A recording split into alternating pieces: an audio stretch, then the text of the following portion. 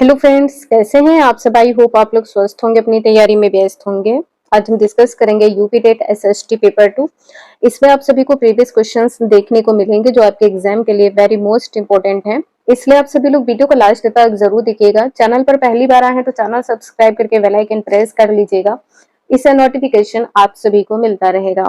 तो चलिए स्टार्ट करते हैं। क्वेश्चन यहाँ पर फर्स्ट दिया है, सामाजिक अध्ययन के शिक्षण हेतु निम्न में से कौन सा प्रक्षेपी शिक्षण साधन है। तो यहाँ पर जो प्रक्षेपी शिक्षण साधन है वो क्या हो जाएगा, एपीडिया इसको। पहला आंसर यहाँ पर सही है। आपसे यदि ये पूछा जाए कि सामाजिक अध्ययन के अंतर्गत किन किन विषयों का अध्ययन किया जाता है, तो जैसे कि आप सभी को पता है, इतिहास है, इतिहास, भूगोल, इतिहास है, भूगोल है, अर्थशास्त्र है, अर्थशास्त्र, राजनीतिक शास्त्र या राजनीति शास्त्र, और यहाँ पर समाज शास्त्र हो जाएगा। इसके बाद में समाज शास्त्र, इन सभी का अध्ययन किया जाता है। तो आंसर आपने देखा है यहाँ पर पहला सही है। क्वेश्चन नंबर नेक्स्ट है, सामाजिक अध्ययन शिक्षण के अनुसार निम्न में से ग्लोब का प्रकार नहीं है क्या। तो यहाँ पर ग्लोब का प्रकार क्या नहीं है, देखिए भौतिक ग्लोब है, राजनीतिक ग्लोब है, और यहाँ पर प्रतिमान ग्लोब जो है ये नहीं होगा। खाका ग्लोब भी है। खाका ग्लोब का प्रयोग किस लिए किया जाता है, तो एक कमरे में लंबाई चौड़ाई को मापने के लिए किया जाता है। तो खाका ग्लोब होगा यहाँ पर, जो नहीं है डी आंसर आपका सही हो जाएगा। क्वेश्चन में डाउट हो तो प्लीज आप सभी लोग क्वेश्चन नंबर कमेंट करके जरूर बता दीजिएगा। जैसा कि आपको पता है कि मानचित्र के 3 घटक होते हैं। मानचित्र के कितने घटक होते हैं, तो 3 घटक होते हैं। कौन कौन से, पहला है दूरी, दूसरा है दिशा, दूसरा दिशा है, तीसरा प्रतीक है। तीसरा क्या हो जाएगा, प्रतीक चिन्ह। तो आंसर यहाँ पर डी सही है। नेक्स्ट है, सामाजिक अध्ययन के विषय में निम्नलिखित में से कौन सा कथन असत्य है, ये बताना है। तो जो सामाजिक विज्ञान है, सामाजिक अध्ययन सामाजिक विज्ञान का अंग है, बिल्कुल सही है। जो सामाजिक अध्ययन है साधारण तथा सरल है, इसे कोई भी समझ सकता है। मुख्यतः व्यवहारिक पक्ष पर बल देता है, ये भी आपका सही है। यह मुख्यतः सैद्धांतिक पक्ष से संबंधित है, ये सही नहीं होगा। तो आंसर यहाँ पर आपका डी सही हो जाएगा। यह मुख्यतः सैद्धांतिक पक्ष से संबंधित है। क्वेश्चन नंबर नेक्स्ट है, निम्नलिखित में से कौन सा सामाजिक अध्ययन के अंतर विषयक उपागम का गुण नहीं है। तो यहाँ पर क्या सही हो जाएगा, तो देखिए जो एक ही अध्यापक है क्लास में, जैसे आप सामाजिक विज्ञान पढ़ा रहे हैं तो पूरी कक्षा का संचालन कर सकता है, बिल्कुल सही है। विषय वस्तु का पुनः पठन कम होता है या नहीं होता है, ये भी आपका सही है। बस्ते के बोझ को कम करने में सहायक, ये भी आपका सही है। बच्चे विषय विशेष में विशेष योग्यता अर्जित करते हैं। मान लीजिए कोई एसएसटी का है तो वो एसएसटी में योग्यता अर्जित करेगा, कोई साइंस का है तो वो साइंस में योग्यता अर्जित करेगा, तो ये गलत हो जाएगा। जो उपागम का गुण नहीं है वो डी आंसर आपका सही है। समझ में आ रहा हो तो प्लीज एक लाइक कर दीजिएगा, कमेंट करके यस जरूर लिख दीजिएगा। नेक्स्ट है, भारतीय संविधान का अनुच्छेद 51 का संबंधित है किससे। तो 51 का किससे संबंधित है, आंसर यहाँ पर क्या सही होगा। तो देखिए 51 का जो है यह मौलिक कर्तव्यों से संबंधित है, आंसर यहाँ पे आपका बी सही हो जाएगा। और मौलिक अधिकार से कौन संबंधित है, अनुच्छेद यहाँ पर कौन सा हो जाएगा, 12 से 35। अनुच्छेद यहाँ पर क्या हो जाएगा, 12 से 35 तक। राष्ट्रपति से कौन सा अनुच्छेद संबंधित है, तो राष्ट्रपति से अनुच्छेद संबंधित है 53। अनुच्छेद 53 संबंधित है। 53 से 61 है, अनुच्छेद 53 से 61 यहाँ पर लिख लीजिएगा, और सभी का 1 बाय 1 करके आपको यहाँ पे बताते हैं कौन किससे संबंधित है। तो यहाँ पर जो राष्ट्रपति हैं, इनमें जो अनुच्छेद 52 है ये किससे संबंधित है, अनुच्छेद 52 किससे संबंधित है, तो यह राष्ट्रपति के पद से संबंधित है। किससे संबंधित है, राष्ट्रपति के पद से संबंधित है। 52 से 62 है, ये ध्यान रखिएगा, इसमें 52 से 62 तक पद से संबंधित है। निर्वाचन किससे संबंधित है, तो यहाँ पर राष्ट्रपति के निर्वाचन से कौन सा अनुच्छेद संबंधित है? तो अनुच्छेद 54 हो जाएगा, अनुच्छेद 54 है। इसके बाद में शपथ से कौन सा अनुच्छेद संबंधित है? शपथ, शपथ से क्या संबंधित है? तो अनुच्छेद यहाँ पर 60 हो जाएगा, अनुच्छेद 60 संबंधित है। और अनुच्छेद 61 में क्या कहा गया है? अनुच्छेद 61 में कहा गया है राष्ट्रपति पर महाभियोग लगाने की प्रक्रिया, महाभियोग चलाने की प्रक्रिया किससे संबंधित है? अनुच्छेद 61 से संबंधित है। और किसी अनुच्छेद में कोई डाउट लग रहा हो या आप लोगों को लग रहा हो कि यहाँ पर ये नहीं होगा, तो आप हमें कमेंट करके जरूर बता दीजिएगा। अनुच्छेद 53, अनुच्छेद 53 में क्या कहा गया है? अनुच्छेद 53 में कहा गया है कार्यकारी शक्ति संघ। यहाँ पर जो राष्ट्रपति है किससे संबंधित है? कार्यकारी शक्ति संघ से संबंधित है, शक्ति संघ से संबंधित है। और आप सभी लोग कमेंट करके बताइएगा जो अनुच्छेद 59 है ये किससे संबंधित है? प्रधानमंत्री के बारे में किस अनुच्छेद में उल्लेख है? तो अनुच्छेद 75 में उल्लेख है, अनुच्छेद 75 प्रधानमंत्री से संबंधित है। नेक्स्ट है गुटनिरपेक्षता की नीति को भारतीय विदेश नीति के रूप में किसने प्रारंभ किया है? तो ये प्रारंभ किया है जवाहरलाल नेहरू ने। किसने प्रारंभ किया है? तो जवाहरलाल नेहरू ने। नेक्स्ट है भारतीय संविधान के किस अनुच्छेद द्वारा राज्य सरकारों को ग्राम पंचायतों को गठित करने हेतु निर्देशित किया जाता है? अनुच्छेद 40, यहाँ पर क्या हो जाएगा? अनुच्छेद 40। 32 किससे संबंधित है? संवैधानिक उपचारों का अधिकार से संबंधित है। ये किससे संबंधित है? संवैधानिक उपचारों से संबंधित है, के अधिकार से संबंधित है। अनुच्छेद जो 48 है यह किससे संबंधित है? तो कृषि व पशुपालन से। अनुच्छेद 48 कृषि व पशुपालन से संबंधित है, कृषि व पशुपालन से संबंधित है। अनुच्छेद 51 किससे संबंधित है? तो ये मौलिक कर्तव्य से संबंधित है। ये किससे संबंधित है? मौलिक कर्तव्य से संबंधित है, मौलिक कर्तव्य से संबंधित है। आपको ये पता होगा कि अनुच्छेद 52 में क्या कहा गया है? अनुच्छेद 52 में क्या कहा गया है? कि भारत का एक राष्ट्रपति होगा। अनुच्छेद 52 किससे संबंधित है? भारत का एक राष्ट्रपति होगा, राष्ट्रपति से संबंधित है भारत का, भारत एक राष्ट्रपति होगा। इसके बाद में यहाँ पर आपने देखा है अनुच्छेद 32, 40, 48, 51, तो यहाँ पर 50 भी देख लेते हैं। जो अनुच्छेद 50 है यह किससे संबंधित है? अनुच्छेद 50 किससे संबंधित है? कार्यपालिका का न्यायपालिका से पृथककरण। अनुच्छेद 50 कार्यपालिका का नगर पालिका से पृथककरण, नगर पालिका से पृथककरण। आप सभी लोग अनुच्छेद 21 बताइएगा कि अनुच्छेद 21 किससे संबंधित है। नेक्स्ट है संविधान के अनुसार राज्य व्यवस्थापिका के उच्च सदन का गठन और समाप्ति की संस्तुति की जाती है किसके द्वारा? तो यहाँ पर आंसर विधानसभा हो जाएगा, विधानसभा के द्वारा। डी आंसर आपका सही है। जैसा कि आपको पता है कि संसद के 3 सदन होते हैं, संसद के 3 सदन होते हैं। पहला है राज्य सदन, पहला है राज्य सदन, दूसरा है लोकसभा, दूसरा है लोकसभा, तीसरा है राष्ट्रपति, तीसरा है राष्ट्रपति। जो राज्य सदन है ये क्या है? तो ये उच्च सदन है। राज्य सदन जो है यह उच्च सदन है, राज्य सदन उच्च सदन है। और जो लोकसभा है यह निम्न सदन है, यह निम्न सदन है, यह निम्न सदन है।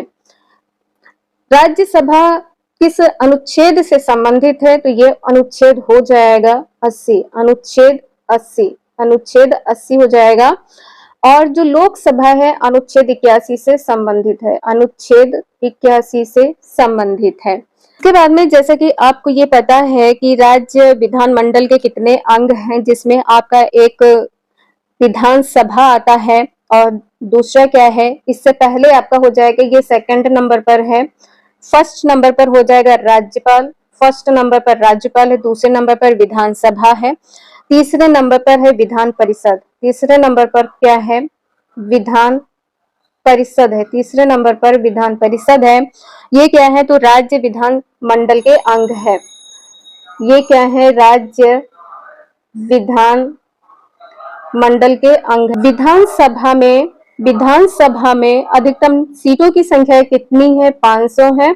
न्यूनतम यदि पूछा जाए तो 60 सीटें हैं, न्यूनतम 60 सीटें हैं। और यह न्यूनतम सीटें कहाँ पर हैं, तो अपवाद में, जैसा कि आपको पता है, अपवाद में सिक्किम है। अपवाद में क्या है, तो ये सिक्किम हो जाएगा। सिक्किम में कितनी सीटें हैं, तो सिक्किम में है 32 सीटें, 32 सीटें हैं। और गोवा व मिजोरम में 40 सीटें हैं। गोवा व मिजोरम में 40 सीटें हैं। सर्वाधिक सीटों वाला राज्य यदि आपसे पूछा जाए, सर्वाधिक सीटों वाला राज्य कौन सा है, तो उत्तर प्रदेश है। उत्तर प्रदेश है, और इसमें सीटों की कुल संख्या कितनी है, तो 403 है। सीटों की कुल संख्या कितनी है, तो 403 है, किसमें, विधानसभा में। नेक्स्ट है, राज्य विधानसभा द्वारा पारित विधेयक को विधान परिषद द्वारा अधिकतम कितने समय तक रोका जा सकता है, तो यह रोका जा सकता है 4 माह के लिए। आंसर आपका यहाँ पर बी सही हो जाएगा। फिर से आपके सामने यहाँ पर राज्य विधानसभा आया है, तो यहाँ पर विधानसभा के बारे में इंपॉर्टेंट पॉइंट्स और भी देख लेते हैं। जो विधानसभा में सदस्यता जो है ये समाप्त हो सकती है, कारण क्या है, विधानसभा में सदस्यता समाप्त हो सकती है, समाप्त, इसका कारण क्या है, किस प्रकार से समाप्त हो सकती है।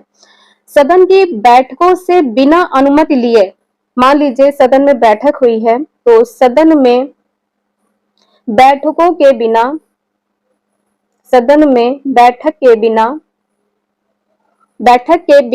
बैठकों के बिना 60 दिन तक अनुपस्थित रहने पर जो विधानसभा की सदस्यता है यह समाप्त हो जाएगी। और इसमें जो इसकी अर्हता है ये क्या होती है, तो जो न्यूनतम आयु है यह 25 वर्ष होनी चाहिए। न्यूनतम आयु कितनी होनी चाहिए, 25 वर्ष होनी चाहिए। और विधान परिषद का कार्यकाल कितने वर्ष का होता है, विधान परिषद का जो कार्यकाल है ये कितने वर्ष का होता है विधान परिषद का, तो यह 6 वर्ष का होता है, यह 6 वर्ष का होता है। तो आंसर आपने देखा है यहाँ पर बी सही है। नेक्स्ट है, भारत के राष्ट्रपति के चुनाव संबंधी विवादों को निर्णित किया जाता है किसके द्वारा, तो यह निर्णित किया जाता है भारत के सर्वोच्च न्यायालय के द्वारा। जो राष्ट्रपति के चुनाव संबंधी विवाद है ये कौन निर्णित करता है, तो सर्वोच्च न्यायालय के द्वारा निर्णित किए जाते हैं। और संसद में भारत के राष्ट्रपति और भारत के उपराष्ट्रपति का चुनाव होता है, ठीक है, संसद द्वारा। यहाँ पर संसद में किसका चुनाव होता है, भारत के राष्ट्रपति, भारत के राष्ट्रपति और भारत के उपराष्ट्रपति, और उपराष्ट्रपति, उपराष्ट्रपति का चुनाव होता है, चुनाव होता है। आपसे यह पूछा जाए कि केंद्रीय मंत्री परिषद का प्रमुख कौन होता है, तो क्या होगा यहाँ पर, केंद्रीय मंत्री परिषद का प्रमुख, मंत्री परिषद का प्रमुख कौन होता है, तो भारत का प्रधानमंत्री, यहाँ पर भारत का प्रधानमंत्री हो जाएगा, प्रधानमंत्री कह सकते हैं, प्रधानमंत्री। आप लोग कंफ्यूज ना हो इसलिए यहाँ पे भारत लिख दिया है। केंद्रीय मंत्री परिषद का प्रमुख कौन होता है, प्रधानमंत्री होता है। और केंद्रीय मंत्री परिषद को हटाया जा सकता है किसके द्वारा, तो जो लोकसभा में पारित प्रस्ताव होता है इसके आप विश्वास द्वारा। मंत्री परिषद में कौन कौन शामिल होता है, तो जैसे कि आपको पता है कि प्रधानमंत्री, प्रधानमंत्री और कैबिनेट, इसके बाद में राज्य मंत्री, राज्य मंत्री, इसके बाद में उपमंत्री, यहाँ पर उपमंत्री। तो ये 4 जो हैं ये केंद्रीय मंत्री परिषद में शामिल होते हैं। प्रधानमंत्री है, कैबिनेट है, कैबिनेट मंत्री, राज्य मंत्री और उपमंत्री। नेक्स्ट है, यदि कोई व्यक्ति संसद का सदस्य नहीं है और उसे मंत्री परिषद का सदस्य बनाया जाता है तो उसे कितने समय के अंतर्गत किसी भी सदन की सदस्यता प्राप्त करना अनिवार्य होगा। तो यहाँ पर जो सदस्यता है यह 6 माह के अंदर प्राप्त करना होगा। आंसर यहाँ पर आपका बी सही है। क्वेश्चन नंबर नेक्स्ट है, राष्ट्रपति के खिलाफ महाभियोग प्रक्रिया भारतीय संविधान के किस अनुच्छेद के तहत रखी गई है। महाभियोग की जो प्रक्रिया है यहाँ पर अनुच्छेद 61 हो जाएगा। अनुच्छेद क्या होगा? 61। अनुच्छेद 61 हो जाएगा। सी आंसर सही है। और यहाँ पर जो अनुच्छेद 59 है यह किससे संबंधित है? तो राष्ट्रपति के पद की शर्तों से संबंधित है। राष्ट्रपति के पद की शर्तों से संबंधित है। पद की शर्तों से संबंधित है। अनुच्छेद 60 किससे संबंधित है? तो शपथ व प्रतिज्ञा से। ये कौन लेगा? तो राष्ट्रपति। राष्ट्रपति की शपथ, राष्ट्रपति के शपथ व प्रतिज्ञा से संबंधित है। नेक्स्ट है, भारत के राष्ट्रपति द्वारा लोकसभा में कितने आंग्ल भारतीय समुदाय के सदस्यों को मनोनीत किया जाता है? तो अब मनोनीत नहीं किया जाता है। 2019 से पहले सदस्य जो संख्या थी यह 2 थी और जो 2019 में 104वां संविधान संशोधन हुआ है। 104वें संविधान संशोधन में यह प्रक्रिया हटा दी गई है।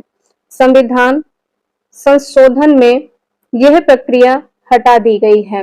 इससे पहले यदि आपसे पूछा जाए तो अनुच्छेद 331 में क्या कहा गया है? अनुच्छेद 331 में कहा गया है कि राष्ट्रपति जो है यह लोकसभा में आंग्ल भारतीय समुदाय के अधिकतम 2 सदस्यों को मनोनीत कर सकता है। राष्ट्रपति कर सकता है अधिकतम 2 सदस्यों को। जो आपका डाउट है ये क्लियर हो गया होगा, समझ में आया तो प्लीज एक लाइक जरूर कर दीजिएगा। तो आंसर यहाँ पर आपने देखा है बी सही है। 2020 में यह प्रावधान समाप्त कर दिया गया है। 104वें संविधान संशोधन द्वारा 2020 में जो यह प्रावधान है इसको समाप्त कर दिया गया है। प्रावधान को समाप्त कर दिया गया है। यदि इससे पहले पूछे तो यहाँ पर अनुच्छेद 331 में ध्यान रखिएगा, इसमें राष्ट्रपति जो है यह लोकसभा में आंग्ल भारतीय समुदाय के 2 सदस्यों को मनोनीत कर सकता है। क्वेश्चन नंबर नेक्स्ट है, भारतीय संसद के संयुक्त अधिवेशन की अध्यक्षता कौन करता है? तो यह अध्यक्षता कौन करता है? आंसर यहाँ पर लोकसभा का अध्यक्ष सही हो जाएगा। आंसर आपका यहाँ पर पहला सही है। नेक्स्ट है, भारतीय संविधान की 10वीं अनुसूची संबंधित है किससे? जो 10वीं अनुसूची है यह दल बदल से संबंधित है। दल बदल से संबंधित है। चुनाव से कौन सी अनुसूची संबंधित है? चुनाव आयोग से। चुनाव आयोग से कौन सी अनुसूची संबंधित है? तो अनुच्छेद, तो यहाँ पे ध्यान रखिएगा, अनुच्छेद 324 है। पंचायत में क्या हो जाएगा? पंचायत अनुच्छेद 243 है। अनुच्छेद 243 है। जो दल बदल है ये 92वें संविधान संशोधन किया गया है 1985 में। यह दल बदल में 92वें संविधान संशोधन के द्वारा, 92वें संविधान संशोधन के द्वारा। तो यहाँ पर क्या हो जाएगा? 1985 में यह संशोधन किया गया था। आंसर यहाँ पर आपका बी सही है। जो पंचायत है ये किससे संबंधित है? जो पंचायत है, पंचायत की शक्ति, प्राधिकार और उत्तरदायित्व, तो ये 11वीं अनुसूची है। यदि अनुसूची पूछी जाए तो कौन सी है? तो यह 11वीं अनुसूची है। क्वेश्चन यहाँ पर दिया है, पहले के पुरा स्थलों में से एक पुरा स्थल बुर्ज होम में खाना पकाने के लिए चूल्हों के चिन्ह मिले हैं कहाँ से? तो जो चूल्हों के चिन्ह है ये मिले हैं झोपड़ियों के अंदर और बाहर, दोनों जगहों से मिले हैं। अंदर केवल या केवल बाहर या दूर, ये तीनों पॉइंट गलत है। सी आंसर यहाँ पर सही है। आपसे यदि वर्तमान में पूछा जाए कि बुर्ज होम कहाँ है तो कश्मीर हो जाएगा। कहाँ पर है? तो ये कश्मीर में है। बुर्ज होम कश्मीर में है। और जो बुर्ज होम के लोग थे तो गड्ढे के नीचे घर बनाते थे। आपसे पूछा जब ये घर कहाँ बनाते थे, तो ये गड्ढे के नीचे घर बनाते थे। कहाँ पर बनाते थे घर? ये क्वेश्चन आपका बहुत पूछा जाता है, ये भी जरूर ध्यान रखिएगा। गड्ढे के नीचे घर बनाते थे। और जो ये गड्ढे के नीचे घर बनाते थे, इनको क्या कहा गया? इनको कहा गया है गर्तावास। इनको क्या कहा गया है? गर्तावास कहा गया है। समझ में आ रहा हो तो प्लीज एक लाइक जरूर कर दीजिएगा। और आपसे यदि यह पूछा जाए कि आग जलाने की जगह कहाँ मिली है, आग जलाने की जगह कहाँ पर मिली है? घर के अंदर और बाहर दोनों जगहों पर आग जलाने को मिली है और खाना पकाने के लिए। नेक्स्ट है, आप लोग यहाँ पे जरूर ध्यान रखिएगा, जो मिलान के क्वेश्चन होते हैं आपके एग्जाम में बहुत पूछे जाते हैं, तो इस प्रकार के क्वेश्चंस को आप लोग कहीं पर नोट डाउन कर लीजिएगा। आरंभिक मानव के पाषाण काल पूरा स्थलों से प्राप्त प्रमाणों के साथ मिलान करें। आंसर यहाँ पर बताना है क्या सही होगा। कुरनूल से क्या प्राप्त हुआ है? तो कुरनूल से प्राप्त हुआ है भस्म के अवशेष। भस्म अवशेष प्राप्त हुआ है, तो ए का 2 सही हो जाएगा।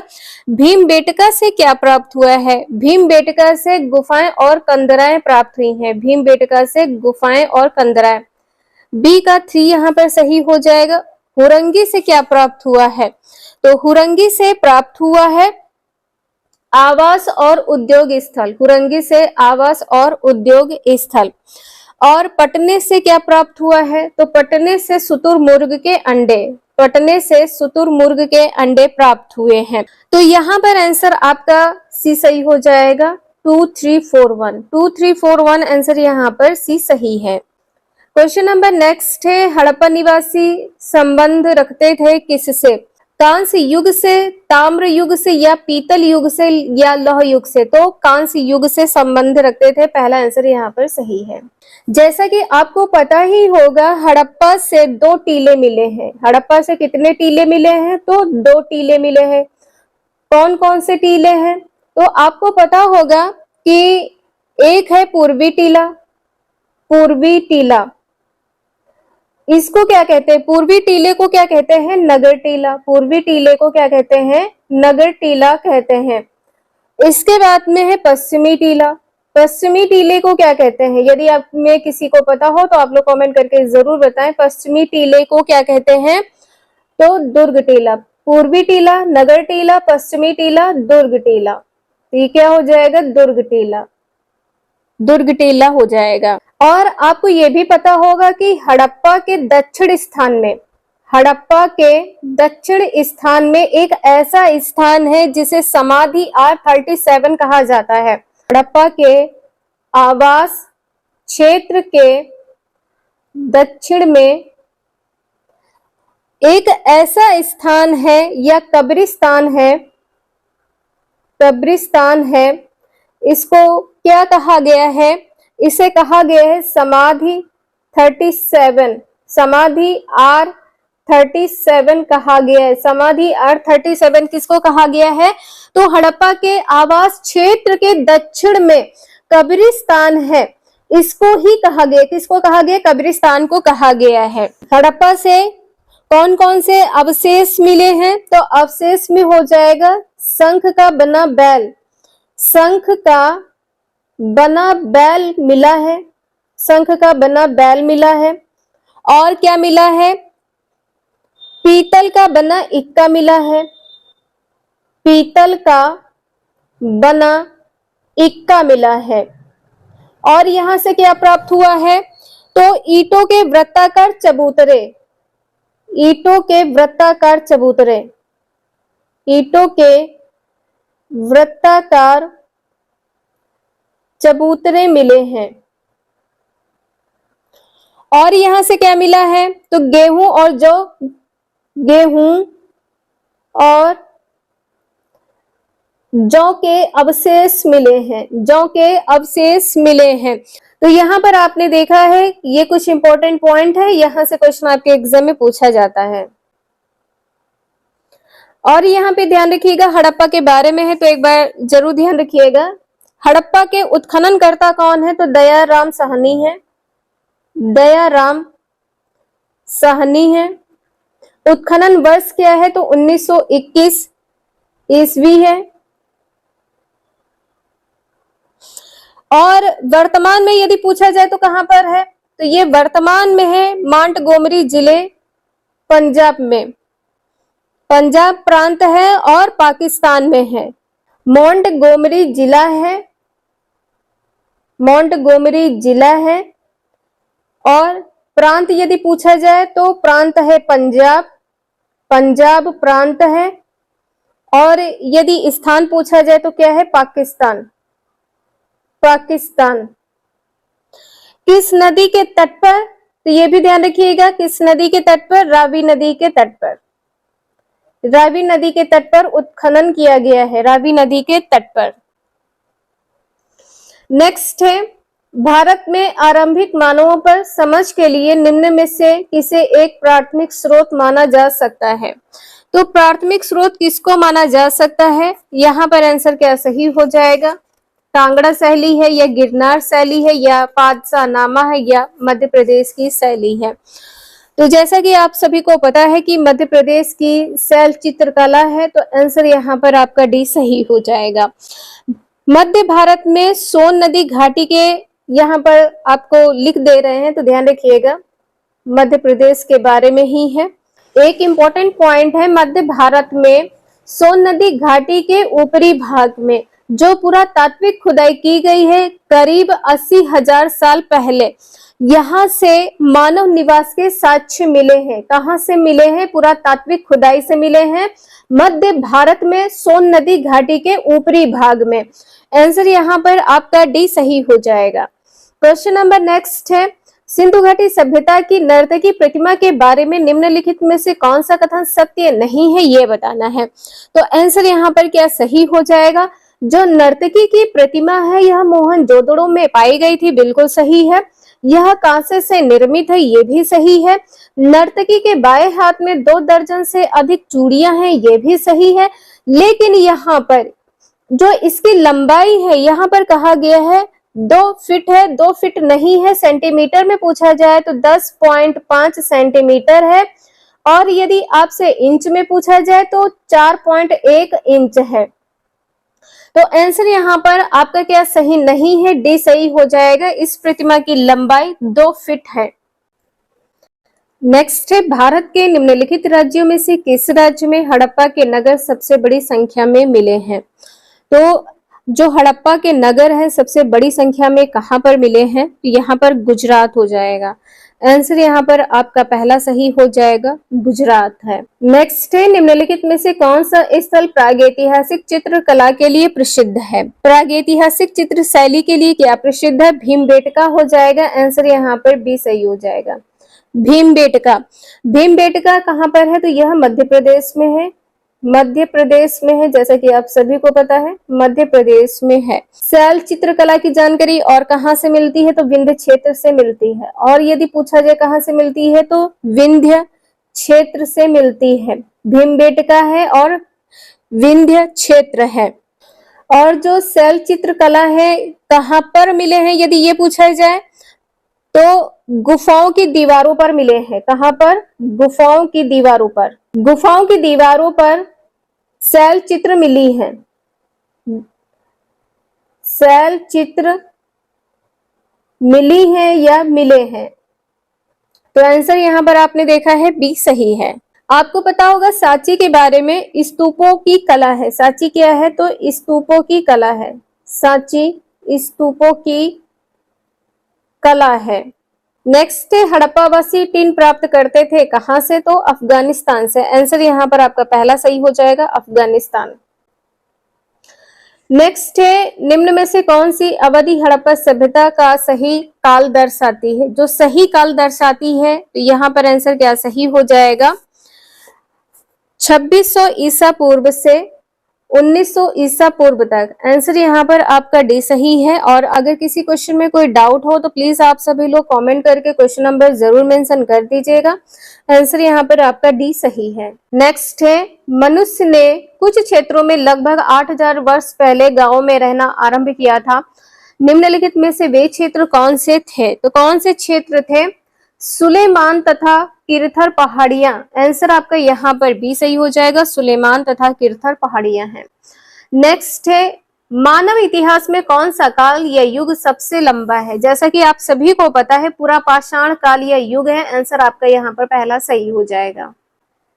पूरा पाषाण का समय कब से कब तक माना जाता है? तो 2.5 मिलियन वर्ष से 2.5 मिलियन वर्ष से 12,000 ईसा पूर्व का समय माना जाता है। 12,000 ईसा पूर्व का समय माना जाता है। कब से कब तक है?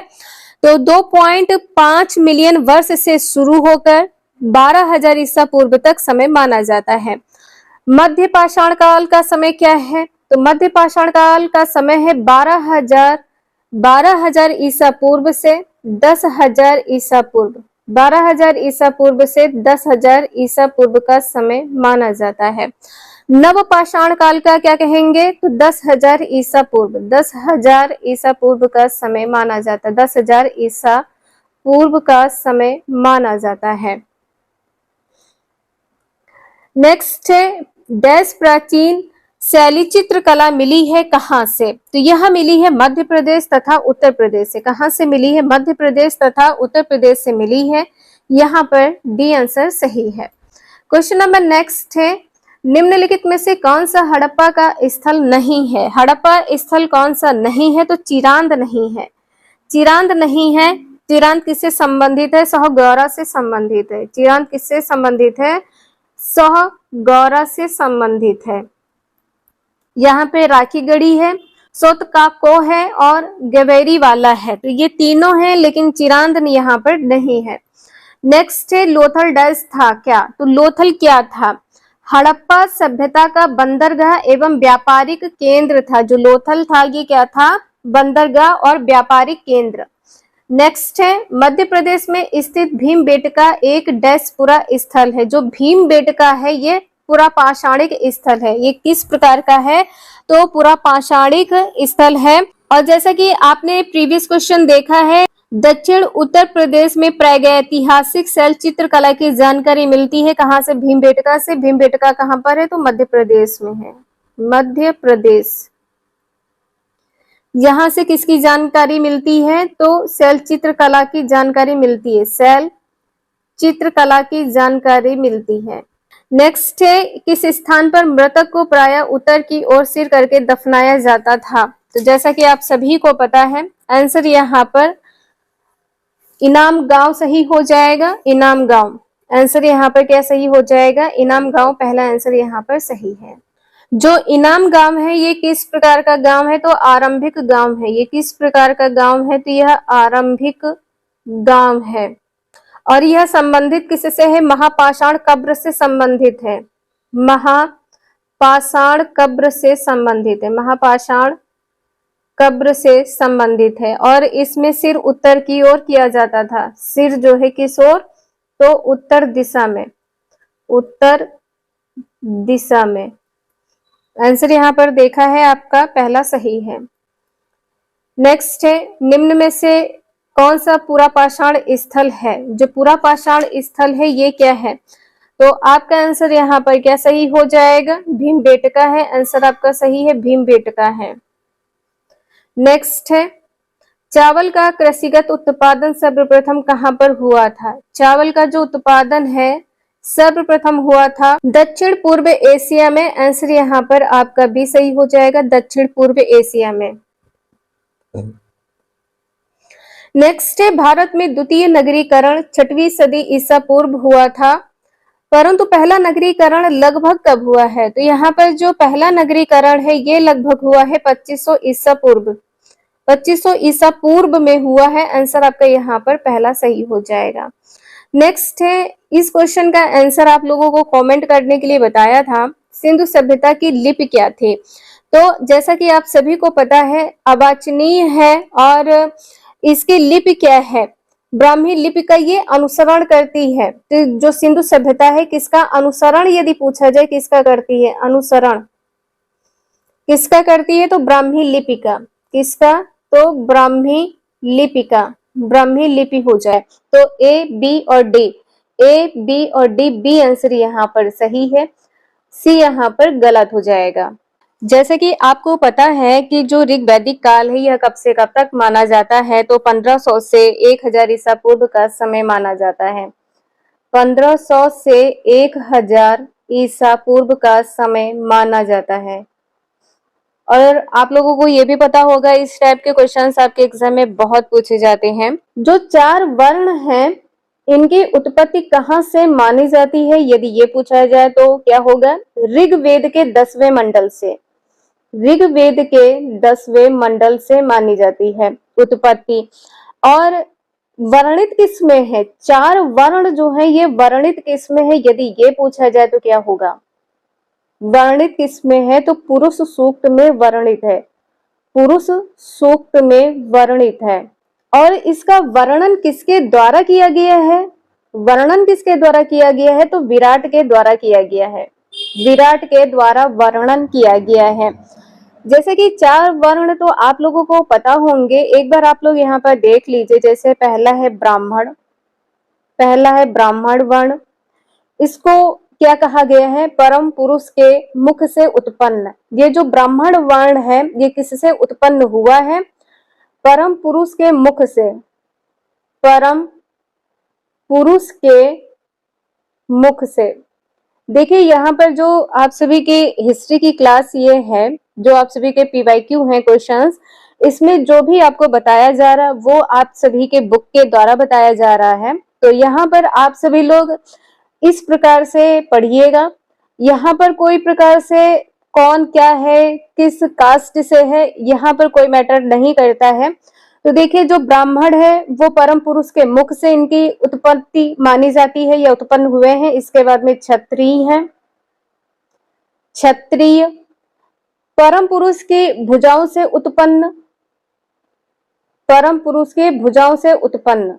तीसरा वर्ण जो वैश्य है इसकी उत्पत्ति किससे मानी जाती है, जांघों से उत्पन्न मानी जाती है, जांघों से उत्पन्न मानी जाती है। इसके बाद में जो शूद्र है, शूद्र तो पैरों से उत्पन्न, पैरों से उत्पन्न। अगर आप लोगों को ये चारों वर्ण पढ़ने के बाद में कोई डाउट हो या आपको लगता है कि यहाँ पर ये चारों वर्ण नहीं लिखने चाहिए थे, आप लोग कमेंट करके बताइएगा। इस क्लिप को यहाँ पर कट कर दिया जाएगा जिससे आप सभी स्टूडेंट्स को किसी भी प्रकार की कोई प्रॉब्लम क्रिएट ना हो। नेक्स्ट क्वेश्चन यहाँ पर दिया है, जिस तरह महासागरों में मिलने पर नदियों की अलग अलग पहचान समाप्त हो जाती है, ठीक उसी तरह से डैश वे अपना वर्ण, श्रेणी और परिवार सब त्याग देते हैं। तो यहाँ पर आंसर आपका क्या सही हो जाएगा, बौद्ध ग्रंथ है। यहाँ पर क्या हो जाएगा, बौद्ध ग्रंथ के बारे में कहा गया है। किस ग्रंथ से लिया गया है, तो बौद्ध ग्रंथ से लिया गया है। तो यहाँ पर आपने देखा है बौद्ध ग्रंथ से लिया गया है। और आपको पता है कि बौद्ध धर्म के संस्थापक कौन है, तो संस्थापक हैं गौतम बुद्ध। यदि आप सभी लोग पहली बार पढ़ रहे हैं तो आप लोग एक एक पॉइंट को जरूर ध्यान रखिएगा, आपके एग्जाम में कोई भी क्वेश्चन कहीं से भी पूछा जा सकता है। संस्थापक कौन है बौद्ध धर्म के, गौतम बुद्ध हैं। और इनका जन्म कब हुआ है, जन्म हुआ है 563 ईसा पूर्व में, 563 ईसा पूर्व में। और किस कुल में हुआ है, तो शाक्य नामक क्षत्रिय कुल में, शाक्य नामक क्षत्रिय कुल में हुआ है। क्षत्रिय कुल में कपिल वस्तु के निकट हुआ है, कपिल वस्तु के निकट, कहां पर, लुम्बिनी में, कपिल वस्तु के निकट हुआ है लुम्बिनी में, लुम्बिनी नामक ग्राम में हुआ है। और लुम्बिनी है कहां पर, तो नेपाल में है। लुम्बिनी कहां पर है, नेपाल में है, लुम्बिनी नेपाल में है। जो महात्मा बुद्ध हैं इनके गृह त्याग को बौद्ध धर्म में क्या कहा गया है, गृह त्याग को बौद्ध ग्रंथ में क्या कहा गया है, महाभिनिष्क्रमण कहा गया है, महाभिनिष्क्रमण कहा गया है, महाभिनिष्क्रमण कहा गया है।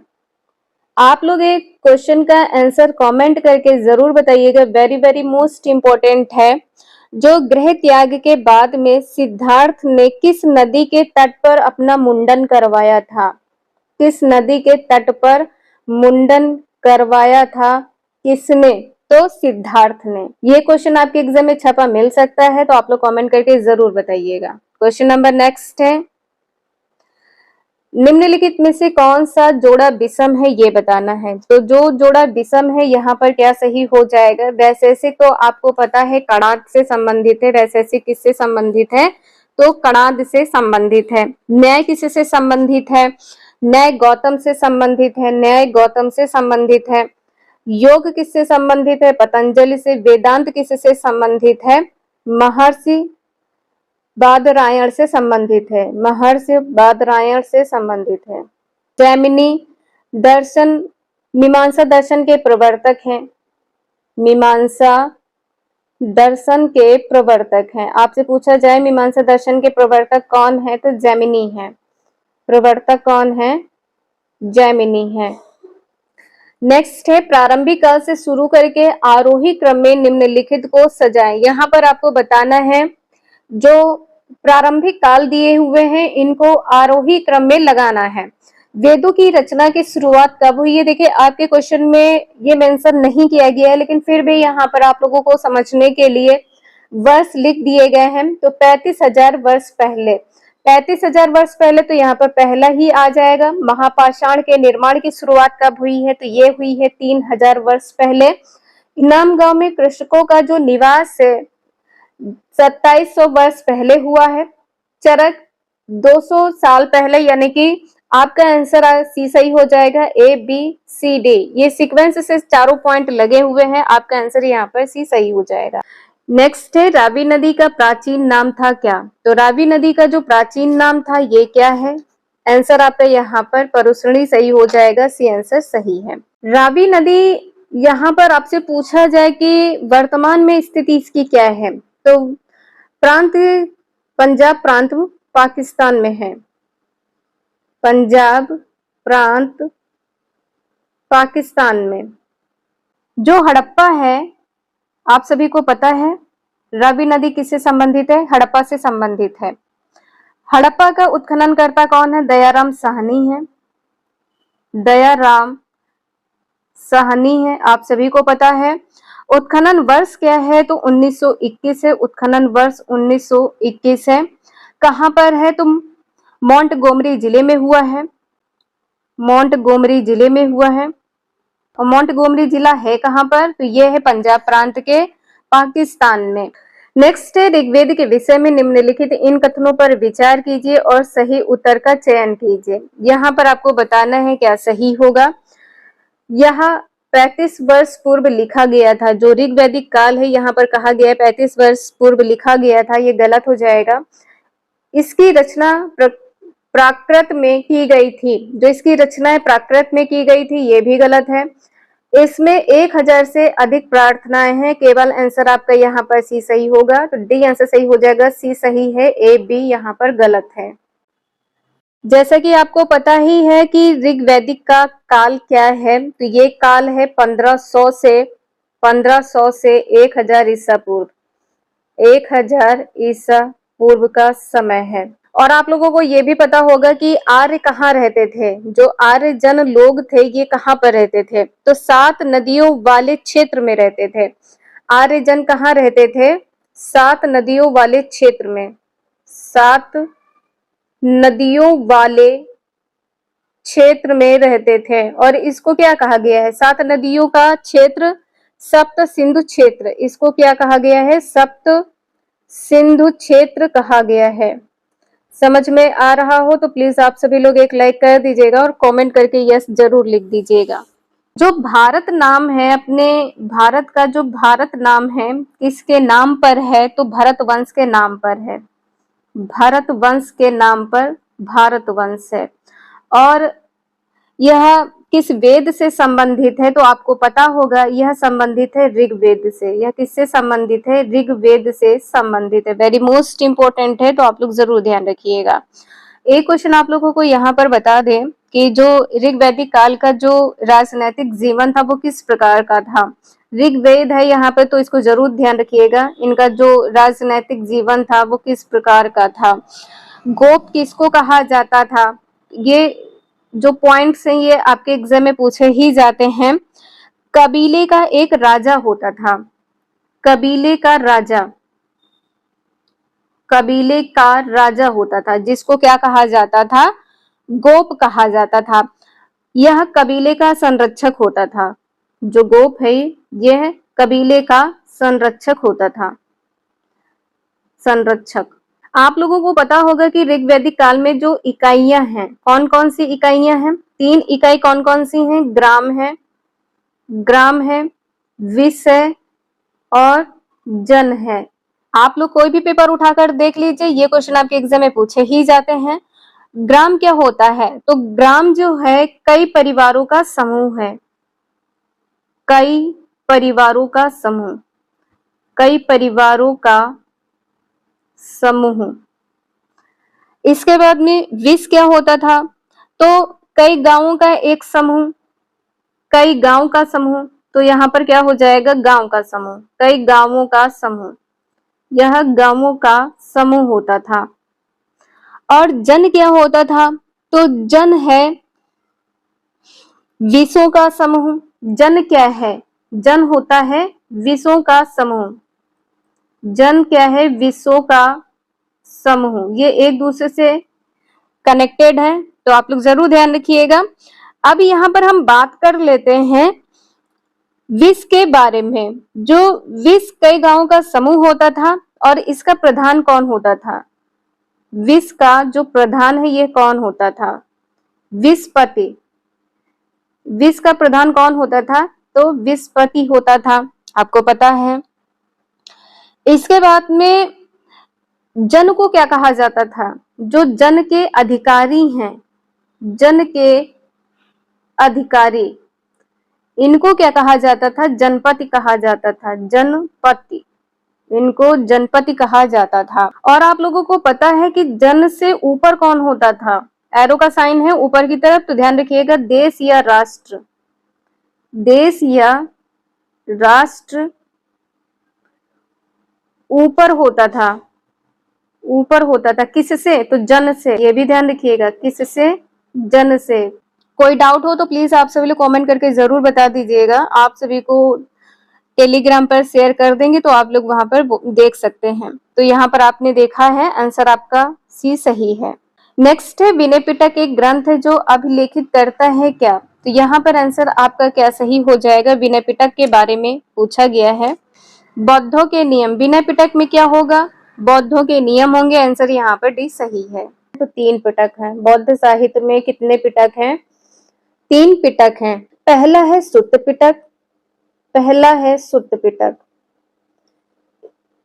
इसमें क्या है? तो इसमें जो बुद्ध के धार्मिक विचार हैं और वचन है, इनका संग्रह मिलता है। सुत्त पिटक में धार्मिक विचारों का संग्रह, धार्मिक विचारों, और क्या हो जाएगा? वचनों का संग्रह है। धार्मिक विचारों व वचनों का संग्रह। इसके बाद में जो विनय पिटक है, विनय पिटक, इसमें क्या देखने को मिलता है? तो बौद्ध दर्शन की विवेचना और नियम। बौद्ध दर्शन की विवेचना व नियम। तो इसमें विवेचना व नियम देखने को मिलते हैं या संबंधित है। ये दूसरा हो जाएगा। तीसरा पॉइंट है अभिधम्म पिटक। अभिधम्म पिटक। अभिधम्म पिटक में क्या होता है? तो बुद्ध के दार्शनिक विचार हैं। बुद्ध के दार्शनिक विचार हैं। दार्शनिक विचार किससे संबंधित हैं? तो अभिधम्म पिटक से संबंधित है। यहाँ पर क्या कहा गया है? विवेचना व नियम। तो बौद्धों के नियम से संबंधित है, विनय पिटक में है। और यदि आपसे ये पूछा जाए कि धार्मिक विचार और वचन का संग्रह किसमें देखने को मिलता है, किससे संबंधित है, तो सुत्त पिटक से संबंधित है। नेक्स्ट क्वेश्चन है पूर्व, पदु और भरत का वेदों में उल्लेख डैश तरह है, किस प्रकार से? तो किस प्रकार से उल्लेख है? तो यहाँ पर क्या सही हो जाएगा? जन सही हो जाएगा। नेक्स्ट है ऋग्वेद की मूल रचना किस भाषा में हुई थी? तो मूल रचना यहाँ पर संस्कृत भाषा हो जाएगा। आंसर यहाँ पर आपका भी सही हो जाएगा। मूल भाषा क्या है? संस्कृत है। और ऋग्वेद में आपसे पूछा जाए कि आर्य प्रारंभ में कहाँ गए, तो जो आर्य थे ऋग्वेद में, आर्य प्रारंभ में कहाँ पर गए थे, प्रारंभ में कहाँ गए थे, तो ईरान गए थे।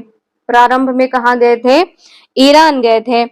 और जब ये ईरान से भारत आए हैं, जो आर्य ईरान जाने के बाद में भारत आए हैं, तो भारत आने के बाद में आर्यों द्वारा निर्मित सभ्यता कौन थी, आर्यों द्वारा निर्मित निर्मित सभ्यता कौन थी, आप सभी को पता है क्या है, ग्रामीण सभ्यता। कौन सी सभ्यता थी, तो ग्रामीण सभ्यता थी।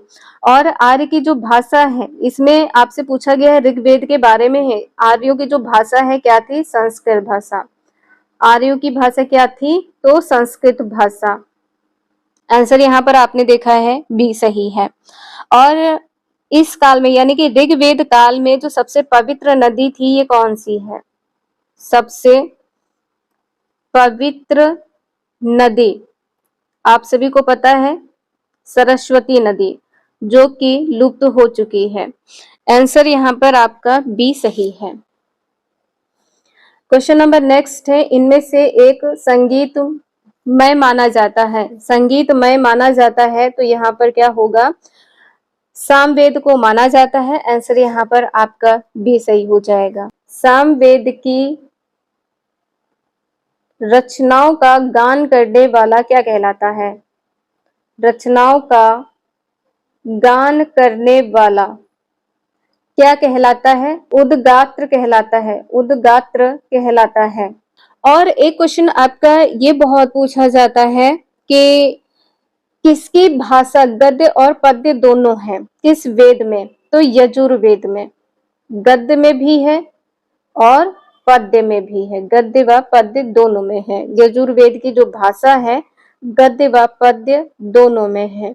ये क्वेश्चन तो आपके एग्जाम में छपता ही है, टेट एग्जाम में तो बहुत पूछा जाता है।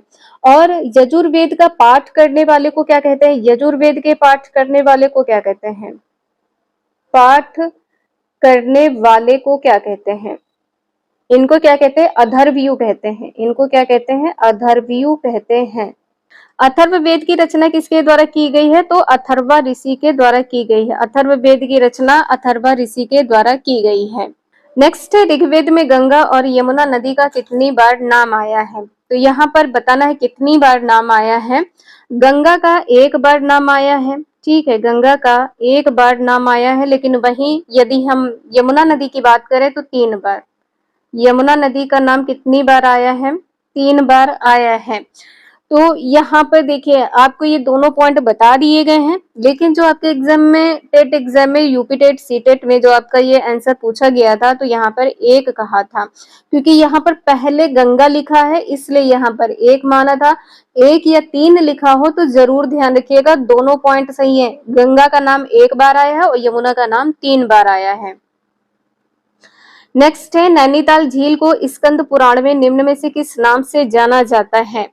नैनीताल झील को किस नाम से स्कंद पुराण में जाना जाता है, त्रिऋषि सरोवर के नाम से। यहाँ पर आंसर आपका सी सही हो जाएगा।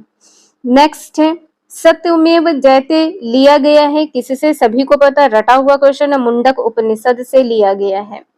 नेक्स्ट है, ऋग्वेद काल में कौन से 3 देवता विशेषकर प्रमुख थे, आप लोग कमेंट करके बताएं। अग्नि है, इंद्र है तथा सोम है, अग्नि, इंद्र तथा सोम। बी आंसर यहाँ पर सही है। नेक्स्ट है, संस्कृत को जिस भाषा परिवार का हिस्सा माना जाता है उसे क्या कहते हैं, जिस परिवार का हिस्सा माना जाता है उसको भारत यूरोप कहते हैं। क्या कहते हैं, भारत यूरोप। यहाँ पर सी आंसर सही है। नेक्स्ट है, निम्न में से किस समूह की भाषा को भारत में सबसे अधिक लोग बोलते हैं, जो सबसे अधिक बोली जाती है ऋग्वेद, यहाँ पर ध्यान रखिएगा, तो भारतीय आर्य हो जाएगा। यहाँ पर आंसर आपका पहला सही है। नेक्स्ट है, महाभारत के लेखक कौन थे, तो महाभारत के लेखक है वेद व्यास। आंसर आपका यहाँ पर भी सही हो जाएगा, वेद व्यास है। नेक्स्ट है, निम्नलिखित में से कौन सा वेद आंशिक रूप से गद्य और पद्य दोनों में है, तो गद्य और पद्य दोनों में है यजुर्वेद। आंसर बी सही है। नेक्स्ट है, गीता है क्या, तो गीता किसका एक भाग है? महाभारत का एक भाग है, महाभारत का एक भाग है। नेक्स्ट है वैदिक ऋग्वैदिक काल में समाज किस प्रकार का था? तो ये था पितृ सत्तात्मक। आंसर आपका यहाँ पर पहला सही हो जाएगा। तो ये कुछ इंपॉर्टेंट क्वेश्चंस थे जो आपके टेट सीटेट दोनों एग्जाम में पूछे जाते हैं। आज के लिए इतना ही, मिलते हैं नेक्स्ट क्लास में। वीडियो यूजफुल लगे तो लाइक शेयर एंड सब्सक्राइब जरूर करें और कमेंट करके आप सभी लोग बताएं कि आप सभी लोग कौन से एग्जाम की तैयारी कर रहे हैं, सीटेट की कर रहे हैं या यूपी टेट की कर रहे हैं, जिससे और भी अच्छे से कंटेंट यहाँ पर रेडी किया जा सके आप सभी के लिए। एक एक क्वेश्चन आपको एग्जाम में देखने को मिलेगा, कंटिन्यूटी जरूर बना के रखिएगा। मिलते हैं नेक्स्ट क्लास में। Thank you for watching this video.